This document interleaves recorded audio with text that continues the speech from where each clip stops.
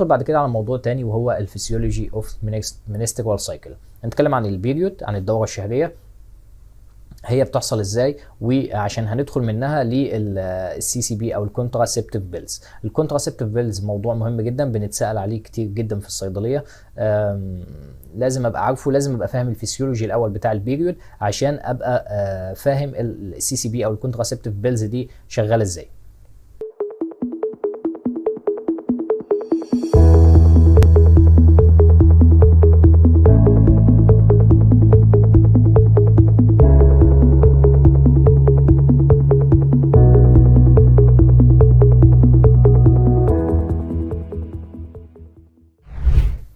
طيب المنسترال سايكل، البيريود، الدوره الشهريه العاديه، هي بتبقى عباره عن 28 يوم. اول يوم دم ده اول يوم في الدوره، يعني اول يوم بدايه يوم نزول الدم ده انا بتعامل معاه كانه اول يوم في الدوره، لان دي الحاجه اللي انا شايفها بعيني، دي الحاجه اللي انا قدرت احددها. فيبقى اول يوم الدم نزل هو ده اول يوم للبيريود او الدوره الشهريه. والبيريود او مرحله المنسز او مرحله نزول الدم دي بتقعد من 3 ل 5 ايام في الست الطبيعيه.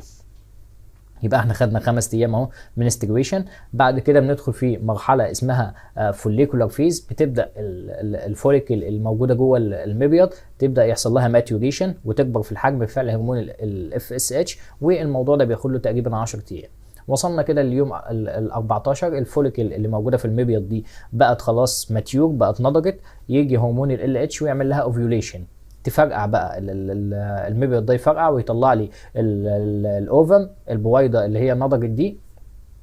وبعدين نخش في مرحله بعد كده اسمها اليوتيال فيز، بيتكون فيها الكوربس ليوتيوم، والموضوع ده والمرحله اللي هي اليوتيال فيز دي بتقعد لها حوالي 14 يوم. فكده احنا قفلنا السايكل اللي هي 28 يوم، قلنا من 3 ل 5 ايام منسز، 10 ايام فوليكولار فيز، 14 يوم ليوتيال فيز.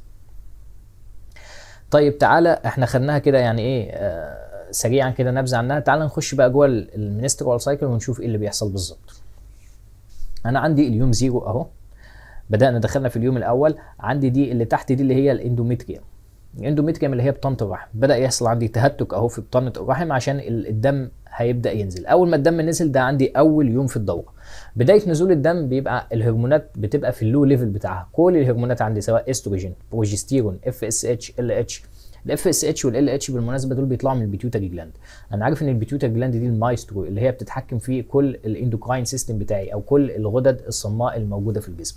فالبيتيوتري جلاند دي بتطلع شويه جونادوتروفينز او بتطلع هرمونز اسمها جونادوتروفينز، يعني بتروح تاثر على الجونادز بتاعتي سواء كانت التستس او الاوفري. فهي بتطلع الجونادوتروفينز اللي هم الاف اس اتش والال اتش عشان يروحوا يشتغلوا على الاوفري. احنا بنتكلم هنا في على الست، بنتكلم في المنسترال سايكل، فاكيد بتكلم على الاوفري. فقلنا احنا دلوقتي في اليوم 0، نزل الدم اول يوم، دخلنا في اليوم الاول اللي هو اول يوم بيريود، ده اول يوم في المنسترال سايكل. دخلنا في اليوم الاول بدا الاف اس اتش يزيد. انا قلت لك الدوره اليوم 0 ده او اليوم 1 ده انا عندي كل الهرمونات لو ليفل، بعد كده الهرمونات هتبدا تعلى. يبقى اليوم 1 الاف اس اتش بيبدا يطلع من البيتيوتري جلاند، طلع الاف اس اتش اهو في اليوم الاول وفضل يطلع ويزيد. والاف اس اتش ده شغلته ان هو بيروح يطلع لي الاستروجين من الاوفري، بيستيموليت الاوفري ان هو يطلع الاستروجين. فانا عندي والاف اس اتش بيزيد الاستروجين بيزيد كمان اهو، ويفضل يزيد عندي الفوليكل. الاف اس اتش ده من اسمه اصلا فوليكل ستيموليتنج هرمون، يعني بيستيموليت الفوليكل ان هي تكبر. فالاف اس اتش عمال يطلع اهو والفوليكل عماله تكبر. ادي الفوليكل كبرت لحد ما وصلنا لليوم تقريبا اليوم 12 او 13 14 15 16 في الحته دي على حسب كل واحده. الاستروجين وصل خالص للهاي ليفل بتاعه. بعد ما وصل للهاي ليفل بتاعه اتقي شر من احسنت اليه، يعمل نيجاتيف فيدباك انهبيشن على الاف اس اتش. ده الاف اس اتش اللي مطلعه هو اول ما بيعلى خالص في الدم بيعمل نيجاتيف فيدباك انهبيشن على الاف اس اتش.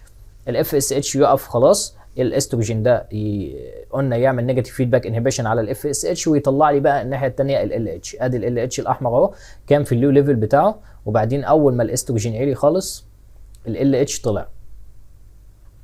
ال اتش ده وظيفته يعمل ايه؟ يعمل لي الاوفيوليشن، يعمل لي عمليه الاوفيوليشن، ان الفوليكل اللي هي بقت ماتيور دي تفرقع وتطلع لي الاوفر، وبعد كده الفوليكل دي تتحول للجسم الاصفر او الكوربس ليوتيم. خلصنا كده بقى الفوليكولار فيز اهي، دي اسمها الفوليكولار فيز قلنا اسمها كده عشان الفوليكل بتفضل تكبر فيها. بعد كده دخلنا على بعد ما ال اتش عمل الاوفيوليشن دخلنا على اليوتيال فيز. ال اتش فرقع الفوليكل ويحول لي الفوليكل دي للكوربس ليوتيوم. الكوربس ليوتيوم ده هيبدا يسكريت البروجستيرون، ومن هنا بدا البروجستيرون يطلع، ويبقى البروجستيرون بيطلع في اليوتيال فيز. يبقى عندي كده نرجع تاني من الاول عشان ما نتوش من بعض. انا عندي اول يوم بيريود، اول يوم نزول دم، هو ده اول يوم بيريود. كل الهرمونات بتبقى في اللو ليفل بتاعها. اول واحد بيطلع مين؟ هو الاف اس اتش، بيطلع من البيتيوتري جلاند يروح ينبه يروح ينبه الاوفري ان هو يطلع الاستروجين وبيكبر لي الفوليكل. طيب الفوليكل تبدا تكبر تكبر تكبر، دخلنا في الفوليكولار فيز بعد الثلاث او الخمس ايام المنسز، وخلاص حصل تهتك لبطانه الرحم. كل الحاجات اللي كانت موجوده في الثيكنس اللي كان موجود في بطانه الرحم ده كله نزل، ودخلنا بقى في الفوليكولار فيز. الفوليكل تبدا تكبر تكبر بفعل الاف اس اتش، والاستروجين كمان عمال يطلع لحد ما وصلنا اليوم ال 13 او ال 14 او ال 15 او ال 16 حسب كل ست. الاستروجين زاد خالص، بقى في اعلى مستوياته، فعمل لي نيجاتيف فيدباك انهبيشن على الاف اس اتش. خلاص انا مش عايزك تاني، فما عدتش تطلع، وطلع لي ال اتش. ال اتش طلع عمل لي الاوفيوليشن، فرقع الفوليكل اللي هي بقت ماتيور دي، ويحول لي الفوليكل للكوربس ليوتيوم او الجسم الاصفر. الجسم الاصفر ده هيبدا يطلع لي البروجستيرون. يبقى البروجستيرون بدا يطلع في اليوتيال فيز بعد ما حصل اوفيوليشن. البروجستيرون بدا يطلع، فالبروجستيرون يطلع كده في طول اليوتيال فيز، والبروجستيرون ده بيزود لي السبلاي بتاع الاندوميتريوم. يعني البروجستيرون زي ما انا شايف كده اول ما بدا يطلع الاندوميتريوم او بطانه الرحم بدات تكبر تكبر تكبر تكبر لحد هنا. طيب حصل حمل، وصلنا لليوم ال 26 ال 27 ال 28 حصل حمل. لو حصل حمل الكوربس لوتيوم هيكمل ويفضل يسكريت البروجستيرون، لان انا محتاج البروجستيرون زي ما قلنا بيزود الثيكنس وبيزود الدم لبطانه الرحم. عشان لو حصل حمل، لو الاوفم دي اتخصبت بسبيرم، الزيجوت اللي اتكون الجديد ده هيروح يقعد في بطانه الرحم، انا محتاج بقى اعمل له تغذيه، فالبروجستيرون هيفضل موجود والكوربس لوتيوم هيفضل موجود. طيب ما حصلش حمل والاوفا دي ماتت خلاص، البروجستيرون هيقل، الكوربس لوتيوم ده هيحصل له ضمور والبروجستيرون هيقل، فبالتالي الثيكنس بتاع بطانه الرحم هيقل. وبعدين بعد ما يقل خلاص السبلاي بتاعه، السبلاي اللي انا كنت بديهوله خلاص انا قفلته بعد ما الاستروجين قل، فبالتالي بطانه الرحم دي هتبدا تموت هي كمان، ويحصل لها شيدنج، يعني تقع كده وتبدا تعمل لي المنسز ونخش في سايكل جديده. هي دي باختصار المنسترول سايكل. عايز اقول لك كده شويه حاجات بسيطه، شويه يعني ايه شويه هنتات كده او شويه نوتس بسيطه.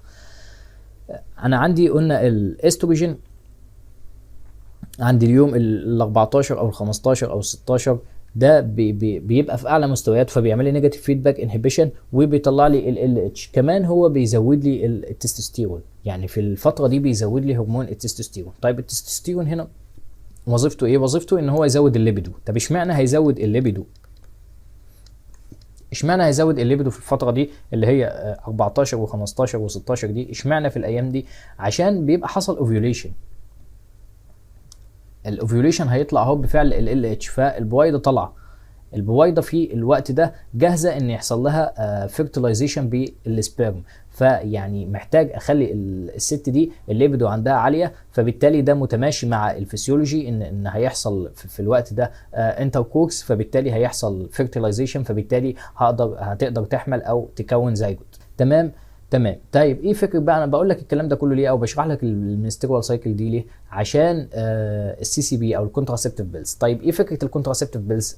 الفكره ان انا بدي سينثيتك استروجين وبروجسترون، يعني استروجين وبروجسترون صناعيين. عشان يعمل لي الاستروجين هيعمل لي نيجاتيف فيدباك انهبيشن على الاف اس اتش، فبالتالي الاف اس اتش مش هيطلع، فبالتالي الفوليكل دي مش هتطلع، فبالتالي انا كده منعت الحمل، لان الفوليكل دي كانت بتفضل تكبر تكبر تكبر وبعدين يحصل لها اوفيوليشن. فانا اصلا وقفت الاف اس اتش بالنيجاتيف فيدباك انهبيشن بتاع الاستروجين السنسيتيك اللي انا بديه من اول الشهر، وانا عمال ادي نيجاتيف، وانا عمال ادي استروجين عمال يعمل لي نيجاتيف فيدباك انهبيشن على الاف اس اتش. وبدي بروجستيرون، البروجستيرون ده اللي انا باخده السنسيتيك اللي من بره ده بيعمل لي نيجاتيف فيدباك انهبيشن على ال اتش، بيعمل لي كمان بيزود لي الميوكس سكريشن في السيرفكس، بحيث ان السبرم هو داخل على السيرفكس كده ما يعرفش يعدي، بيبقى فيه ميوكس سكريشن كتير. وكمان البروجستيرون بيقلل لي الموتيليتي بتاع الفالوبيان تيوب. الفالوبيان تيوب دي عشان الموتيليتي بتاعتها بتحرك لي الاوفا، بتحرك لي السبرم، اقصد بتحرك لي السبرم لحد ما يوصل للاوفا. فالبروجستيرون ده بيقلل لي الموتيليتي بتاع الفالوبيان تيوب. كل الحاجات دي كلها انا بديها، يعني انا بعيق ان يحصل حمل او ان السبرم ده يوصل للاوفا ويحصل فيرتيلايزيشن. طيب الكونتراسبتيف بيلز مبدئيا دي نوعين، انا قلت لك الفكره بتاعتها ازاي في السلايد اللي فاتت. طيب هي نوعين، كومبايند اورال كونتراسبتيف او بنقول عليها سي او سيز، اللي هي استروجين وبروجستيرون، في حاجه مهمه جدا في الكونتراسبتيف بيلز اسمها اتش دبليو واي، اللي هي 100 وومن بير يير. يعني لو كل ست اخذت السي او سي دي، كام ست هتحمل في السنه؟ يبقى ال 100 وومن بير يير هي 1 من 10. يعني احنا جبنا 100 ست كلهم خدوا الكومبايند اورال كونتراسبتيف، ولقينا ال 100 وومن بير يير 1 من 10. 1 من 10 دي يعني ايه؟ يعني كل 1000 ست ياخدوا السي او سي واحده بس اللي تحمل. ده رقم كويس جدا، يعني كل 1000 واحده ياخدوا السي او سي واحده بس اللي هتحمل.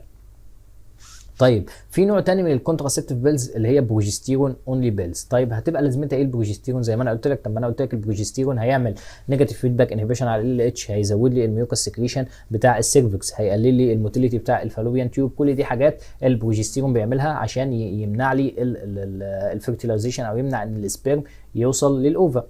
طيب ال HWY او ال 100 وومن بير يير بتاعه البروجستيرون اونلي بيلز كام؟ هي 5 من 10، اعلى شويه من السي او سي، بس ستيل كويس. معنى كده ان كل 1000 واحده هتاخد بروجستيرون اونلي بيلز 5 منهم هيحملوا برضه، يعني ستيل احنا لسه في رقم كويس ورينج كويس. ده الكلام اللي انا قلته لك من شويه اهو، ان الاستروجين بيعمل لي نيجاتيف فيدباك انهبيشن على الاف اس اتش، فبالتالي الاف اس اتش مش هيطلع، الفوليكل مش هتكبر، مش هيحصل ان الفوليكل تكبر اصلا، فبالتالي انا كده دي وسيله كويسه لمنع الحمل. البروجستيرون بيعمل ايه؟ بيزود الميوكس في السيرفكس، بيقلل الفالوبيان تيوب موتيليتي، بيعمل لي انهبيشن على ال اتش. طيب هنعرف دلوقتي ان السي او سي دي انواع وبداوا يطوروا فيها مع الوقت. احنا قلنا السي او سي اللي هي كومبايند اورال كونتراسبتيف دي عباره عن استروجين وبروجستيرون، فهم عملوا منها مونوفيزيك، بايفيزيك، ترايفيزيك. احنا بنتكلم دلوقتي على السي او سي. طيب المونوفيزيك دي كان فيها ايه؟ والله كان فيها فيكسد دوز من الاستروجين والبروجستيرون، يعني الست هتقعد طول ال 21 يوم اللي بتاخد فيها سي او سي. مبدئيا السي او سي الشريط بيتاخد 21 يوم، ممكن يبقى الشريط فيه 28 قرص بس فيه 7 بلاسيبو، يعني انا بدي من بره سينثيتيك استروجين وبروجستيرون لمده 21 يوم، وبعدين بسيب الست دي فري لمده 7 ايام بحيث ادي فرصه للبيريود ان هي تنزل. بقطع عنها البروجستيرون من بره عشان ادي فرصه للبيريود ان هي تنزل، يعني والبيريود بتاعتها تنزل كل شهر، الدم ما يتحوش جوه. فالمونوفيزيك كونتراسبتيف دي كان فيها فيكسد دوز من الاستروجين والبروجستيرون، يعني كانت بتقعد طول ال 21 يوم تاخد جرعه ثابته من الاستروجين وجرعه ثابته من البروجستيرون. طبعا ده يعني هو شغال، بس يعني ده مش اللي الجسم بيحصل، ده مش اللي الجسم بيعمله. احنا كل ما نقرب من اللي الجسم بيعمله ده يبقى كويس. انا كان عندي الاستروجين بيزيد في النص الاول من الدوره، وبعدين البروجستيرون في النص الثاني يبدا يزيد، فما كانش الاستروجين ما كانش ثابت طول ال 21 يوم، ولا البروجستيرون كان ثابت طول ال 21 يوم اللي هو معمول في المونوفيزيك كونتراسبتيف ده. فبعد كده جم عملوا بقى الحاجه اسمها الباي فيزيك، حاولوا يعملوا ميميك للفسيولوجي اللي بيحصل في الجسم، يعني حاولوا يحاكوا اللي بيحصل جوه الجسم، يقربوا من الفسيولوجي بتاع الجسم، فطبعا ده افضل من المونوفيزيك. فحطوا فيكس دوز من الاستروجين، وحطوا تو ديفرنت دوزز من البروجستيرون. يعني كان البروجستيرون قليل في النص الاول من الحبوب، وبعدين في النص الثاني بدا يزيد. يعني هم قربوا، لان احنا في النص الثاني من البيريود كان ال اتش يطلع لي يعمل اوفيوليشن، فالكوربس لوتيوم يتكون، والكوربس لوتيوم يبدا يطلع لي البروجستيرون، فالبروجستيرون كان بيزيد في النص الثاني. هم هنا في الباي فيزيك يعني قربوا من الموضوع ده اهو، وبداوا يقللوا البروجستيرون في النص الاول ويزودوا البروجستيرون في النص الثاني. جم في الترايفيزيك قربوا اكتر وعملوا ميميك اكتر للفسيولوجي بتاع الجسم، حطوا 3 ديفرنت دوزز من الاستروجين و3 ديفرنت دوزز من البروجستيرون. يعني خلوا الست تمشي كده تصاعدي او تمشي يعني جرعه بسيطه وبعدين تزيد تزيد تزيد، والبروجستيرون نفس النظام. هم قربوا اكتر للفسيولوجي بتاع الجسم او الفسيولوجي بتاع المنسترول سايكل. انا بقول لك الحاجات دي ليه؟ عشان تبقى عارف، بس لو سمعت كلمه مونوفيزيك، باي فيزيك، تراي فيزيك، كونتراسبتيف او سي او سي، الحاجات دي برضو، والاسماء التجاريه والتريد نيمز وبرضو الجينيريك نيمز، كل ده هيقولوا الدكتور عليه في السيشن بتاعه. يعني هيعرفك بقى الحاجه دي هي مونوفيزيك ولا باي فيزيك ولا تراي فيزيك، الحاجه دي احسن من دي.